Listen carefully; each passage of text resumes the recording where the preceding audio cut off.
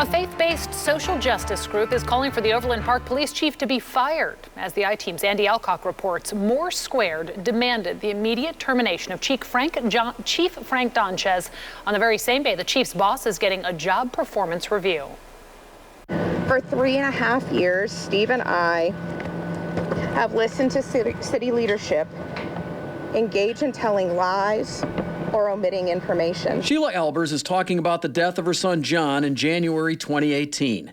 Then Overland Park police officer Clayton Jennison fatally shot 17-year-old John ALBERS as he was backing the family's minivan out of the garage. As 41 Action News first reported last June, the city of Overland Park paid Jennison $70,000 to resign. The FBI now has an open civil rights investigation, and the Kansas Commission on Peace Officers Standards and Training, or CPOST, is now investigating Overland Park Police Chief Frank Donchez because he told that agency Jennison left the department under voluntary and ordinary circumstances. This is anything but voluntary or ordinary. The faith-based social justice group More Squared sent this letter addressed to Overland Park Council President Kurt Skoog and the rest of the city council to, quote, demand the immediate termination of Chief Frank Donchez. There is definitely a need for change in direction here at the Overland Park Police Department. While More Squared claims city transparency on the ALBERS case was lacking,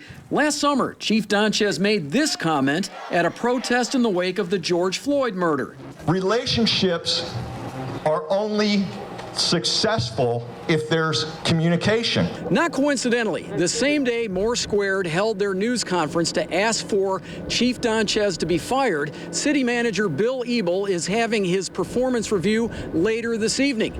Ebel is the same man who decided to pay Clayton Jennison $70,000 to resign after he fatally shot John ALBERS. And I am hoping that the Overland Park City Council looks at Bill Ebel and calls him out on the gross decisions that he has made. Not everyone who showed up for More Squared's announcement supports firing Donchez.